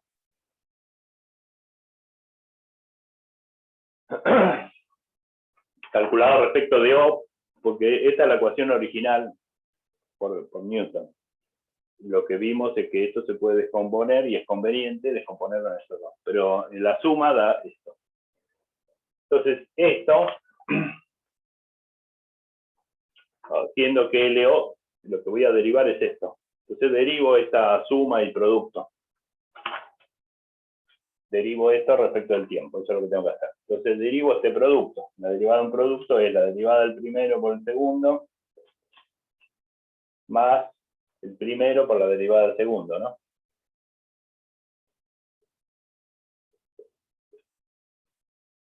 Nada, derivo. Acá es como si fuera una partícula, o sea, no, el detalle de la rotación y demás no aparece, simplemente la posición del centro de masa y el impulso, que es casi su derivada. Y después sigo, entonces en la derivada de esto es la derivada de este producto más la derivada de L, el centro de masa.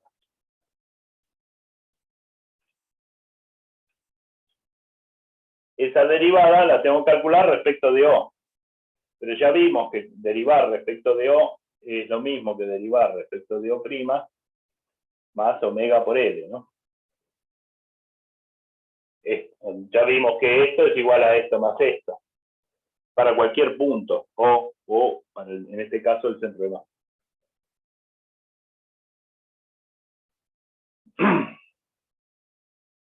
Entonces, el lado izquierdo de esta ecuación es esto, que se descompone en estos dos términos, y el lado derecho, bueno, son estos, qué sé yo, 4 términos. Ahora, ¿esto cuánto vale?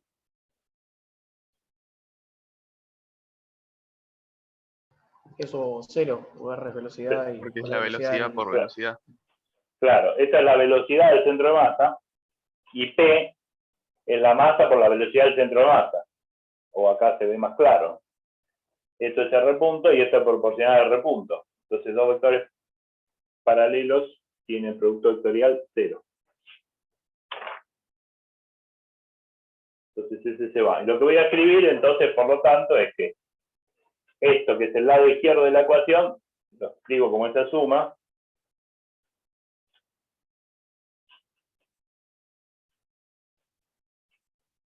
más m centro de masa. Entonces, esto lo escribo así. Y esto es esto.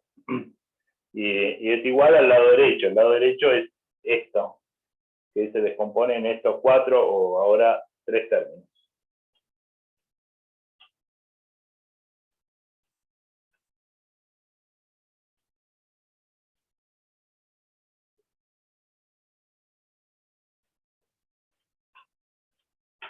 Se me va gastando los marcadores a medida.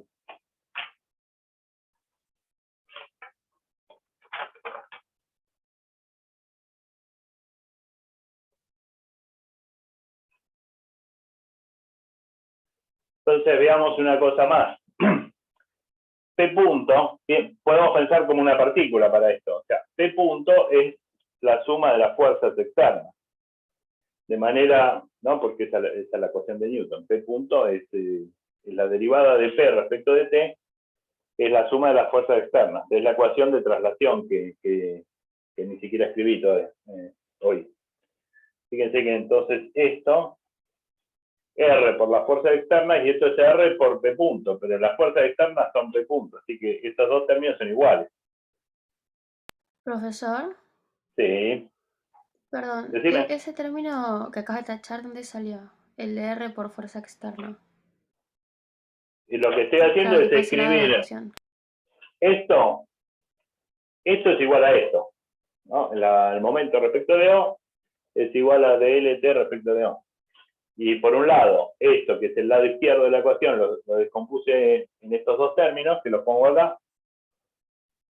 Y esto que es el lado derecho de la misma ecuación, lo descompuse en estos términos, que los pongo del lado derecho. Genial, gracias. Y ahora lo que noto es que el primer término en cada caso son iguales, porque las fuerzas externas son iguales a la derivada del impulso lineal.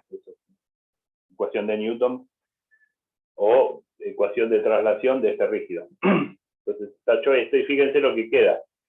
Esta ecuación que queda es exactamente esta, solo que en vez de decir O, dice centro de masa. Es decir, que aunque el centro de masa no sea inercial, cumple la misma ecuación que cumplen los sistemas de referencia inercial. Entonces recuadro esto.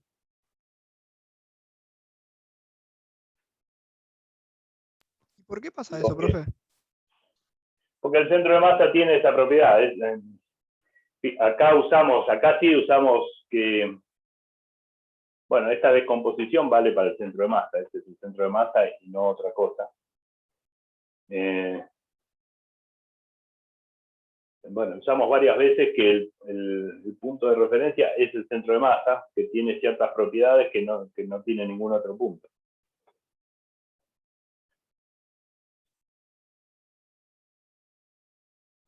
O sea, la aclaración acá es que tengo la misma ecuación, aun si el centro de masa no es inercial.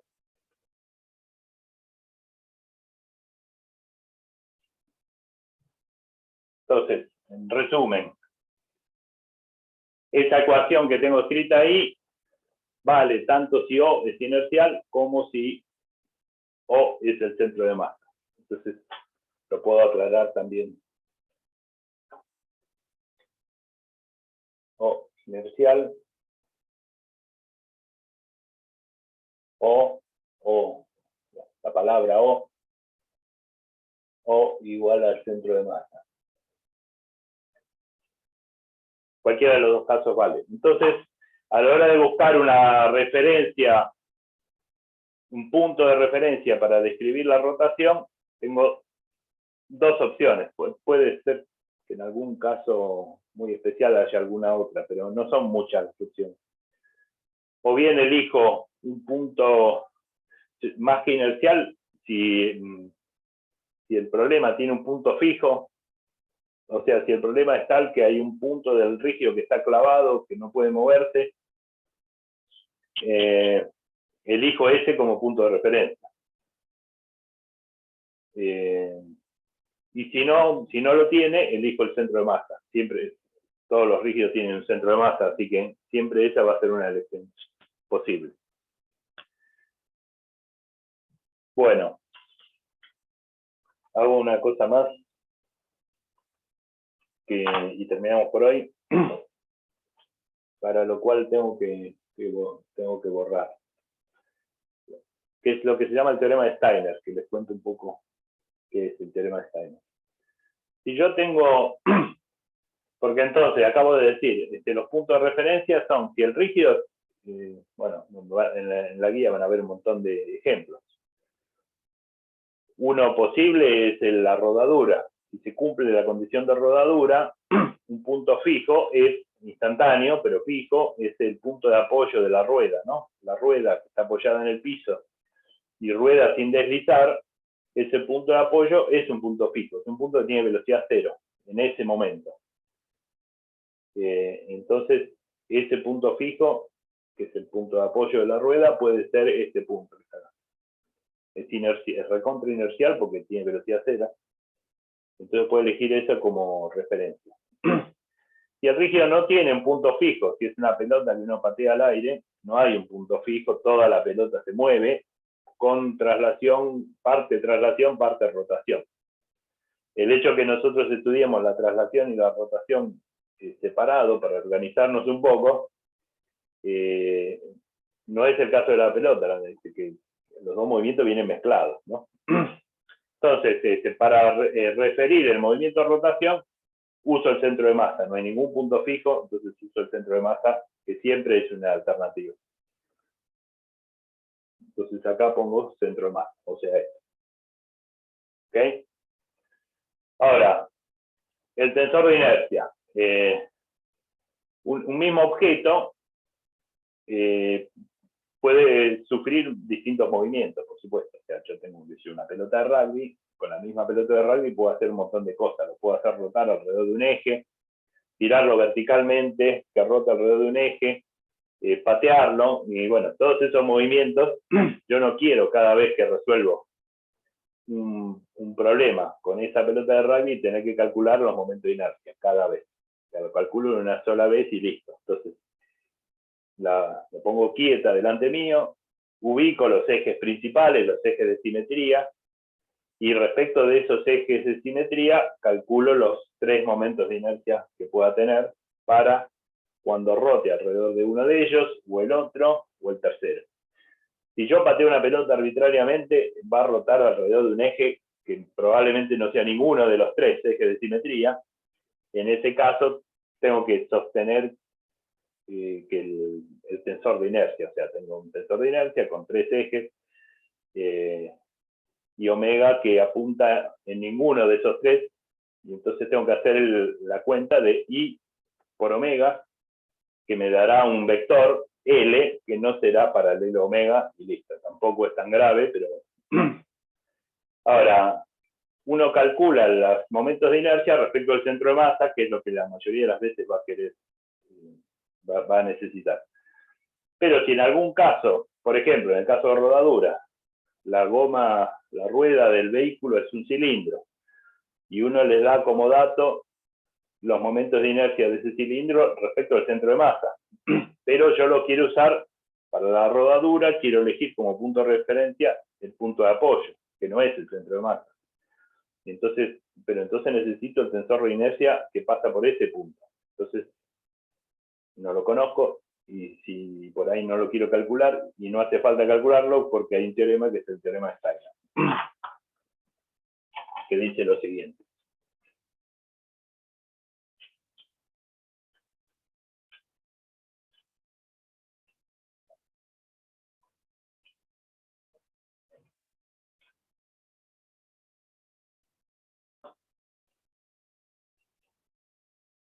Yo tengo... Ufa. Parece que ya no me quedan... El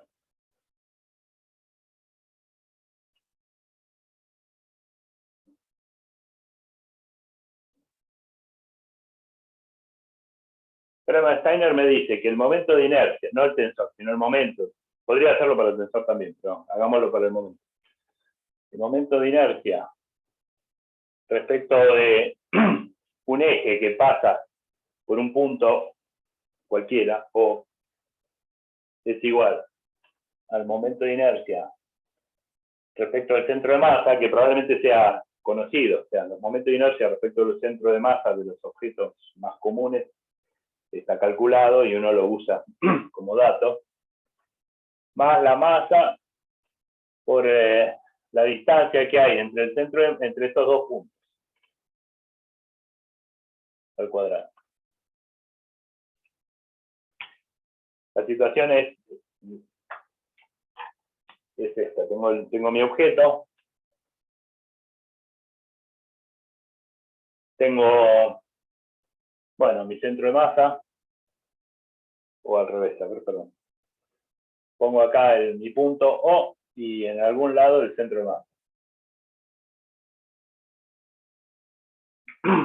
Entonces, supongamos que yo tengo un eje de rotación que es así.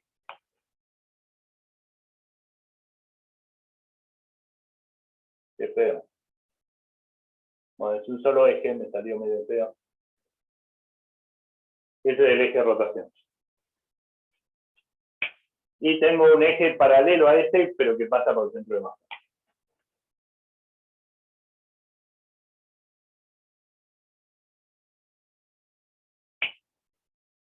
Entonces, la cuestión es, ¿qué es lo que estoy relacionando? Es el momento de inercia para rotaciones alrededor de este eje centrado en O.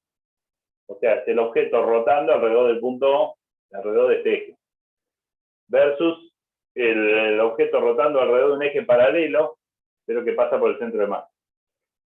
Los dos momentos de inercia son distintos en general y están relacionados de esta manera, donde R es la distancia entre los dos ejes. R es esta distancia, entre el centro de masa y O. Ojo, porque no es, en general, no es la distancia entre los puntos, es la distancia entre los ejes. Esto, el centro de masa puede estar más abajo, más arriba, según el problema. Entonces no es la distancia entre los puntos, es la distancia entre los ejes. La distancia más corta entre dos ejes que son paralelos. ¿Ok? Entonces, pongamos un sistema de coordenadas. Pongo un sistema de coordenadas centrado en O. Elijo el eje, por ejemplo, Z, paralelo a esos ejes de rotación. Y bueno, después quedan X e Y. X e Y. Déjenme poner el centro de masa más abajo para que...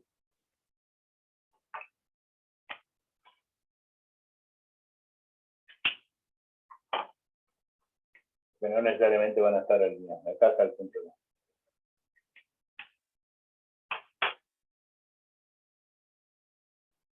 Y me falta Y, ¿no?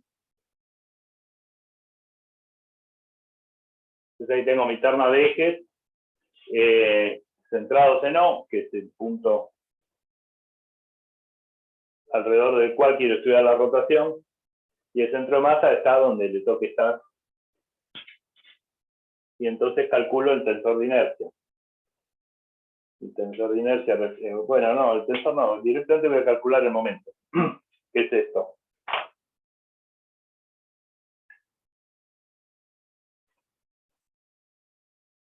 El momento de inercia respecto de O va a ser igual a la integral de la masa por esta R cuadrado delta y J que en este, para el momento en particular en que lo voy a calcular, va a ser esto. A ver, hagamos dos pasos. Por un lado tengo, esta es la expresión general para el tensor.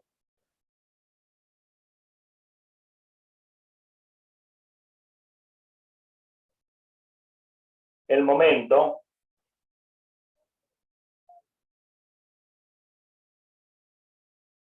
alrededor de Z, escucha, no, me estoy quedando sin marcador azul.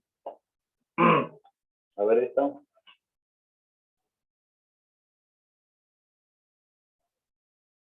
Acá tengo los nueve elementos. Voy a calcular el momento alrededor de solamente el eje Z. Z, que es el que está indicado en rojo, ¿no? Entonces voy a calcular el elemento de la diagonal, el IZZ sería. Lo llamo directamente I0. Y esto lo saco de acá. R cuadrado, ¿qué es? X cuadrado más Y cuadrado más Z cuadrado.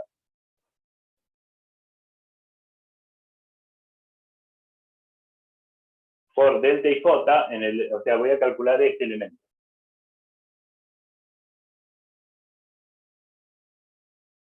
El ZZ. Donde I vale 3, J vale 3. Entonces es el delta 3, 3, o sea, ZZ. Vale 1. Menos RI por RJ. Como estoy en la diagonal, los dos son iguales. Son Z y Z. Son Z cuadrado. ¿Verdad? De manera que, bueno, esto se simplifica con esto. Entonces simplemente es calcular la integral de X cuadrado más Y cuadrado. Es decir, lo que estoy calculando, X cuadrado más Y cuadrado, son las distancias de todos los puntos del rígido al eje de rotación. Ahora, puedo hacer lo mismo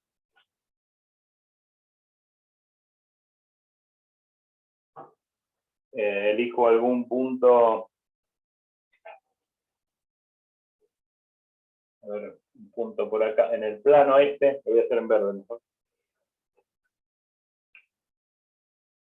O mejor lo puedo hacer así, en el plano XY, porque de lo que se trata es de medir distancias horizontales, ¿no? Porque el eje de rotación es vertical, entonces para calcular el momento solo necesito las distancias que son horizontales al eje de rotación. Entonces en el plano XY tengo en rojo, acá está el punto O,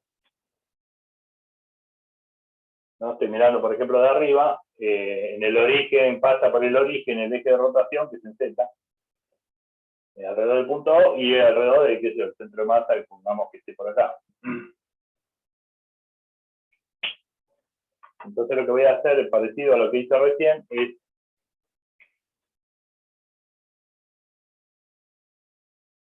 acá tengo la posición de un punto genérico, cualquiera, este que está ahí, R. Acá tengo la del centro de masa, que está acá. Y me falta la posición de ese mismo punto respecto al centro de masa, R'. Todo eso en el plano XY, que es todo lo que me importa para distancias alrededor de ejes que están que son verticales. Entonces R es un vector XY nada más.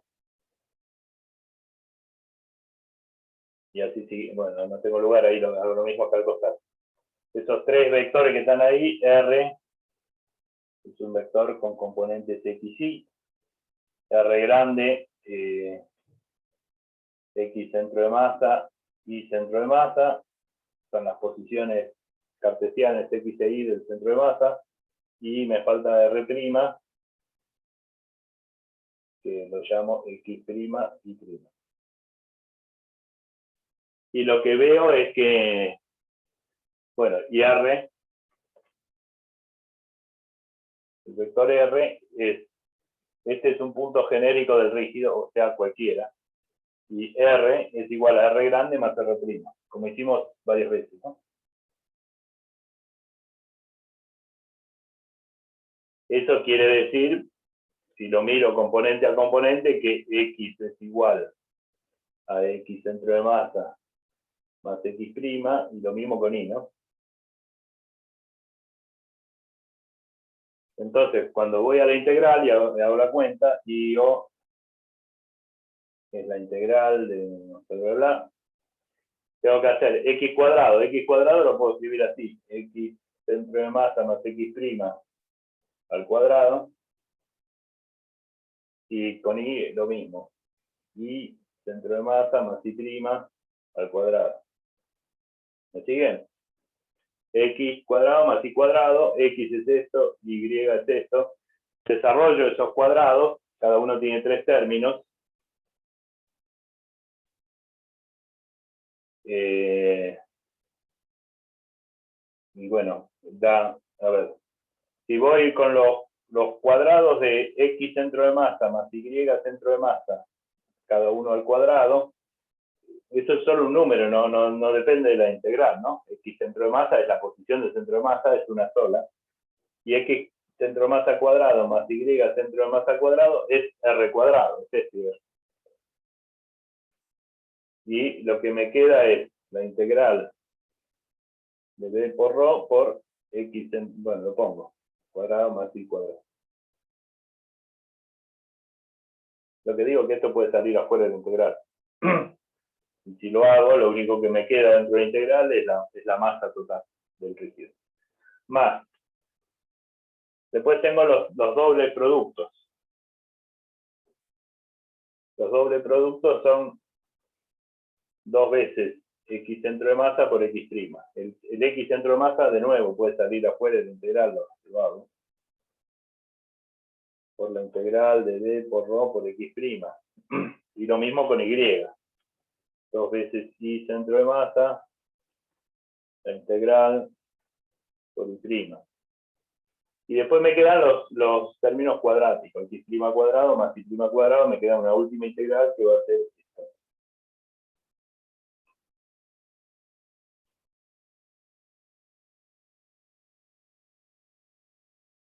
¿Ok?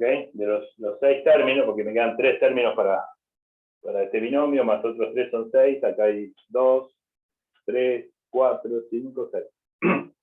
Entonces, ¿qué hago con el primero? Primero borro en algún lado. Ya casi, ¿eh?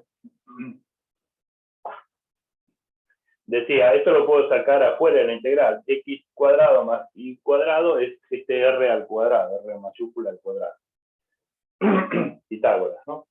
Y la integral de dB por ρ es la que me va a dar la masa total del sistema. O sea, y me va a dar mR R cuadrado, y es este término. Estos, fíjense que X' tiene origen en el centro de masa. Esto es un cálculo que tiene el origen de esta coordenada primada, es el centro de masa.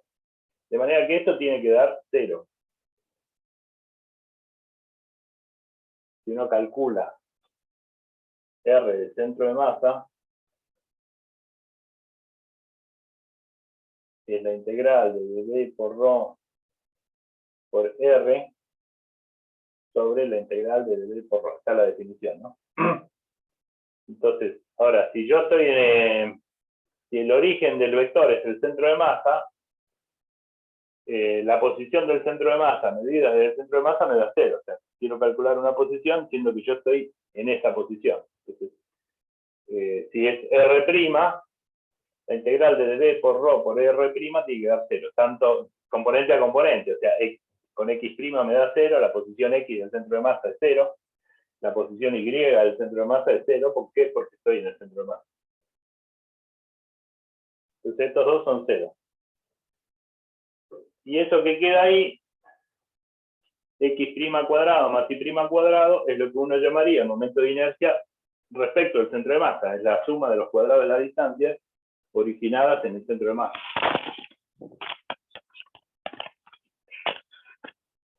O sea,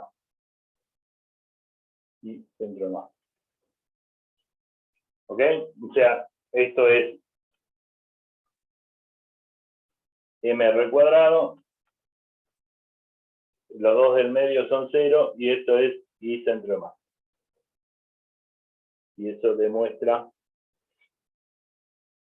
el teorema de Steiner. Entonces esto es útil cuando uno, como el caso que decía, ¿no? Tengo rodadura, tengo la rueda acá, tengo un eje, acá está el centro de masa, entonces tengo la rotación alrededor del centro de masa o la rotación alrededor del punto O. Y probablemente si la rueda es un cilindro, entonces uno busca en Wikipedia cuánto vale el momento de inercia de un cilindro alrededor de su eje de simetría, me va a dar mr cuadrado sobre 2, pero no importa. Es decir, probablemente esto sea dato. Si yo conozco la distancia entre los dos ejes, que en este caso es el radio del círculo también, el radio del cilindro, le sumo esto y tengo el momento de inercia respecto de O. O sea, y centro de masa es el momento de inercia si voy a rotar alrededor del centro de masa. Pero si voy a rotar alrededor de O, tengo que poner IO. Este probablemente lo conozca y este no, pero para eso el teorema de Steiner me dice cómo calcular. Bueno, son las 10, un par de minutos pasadas las 10, así que me llamo a silencio. Si hay consultas, por supuesto, los escucho. Dejo de grabar. Y hagamos intervalos y cuarto, eso quería decir.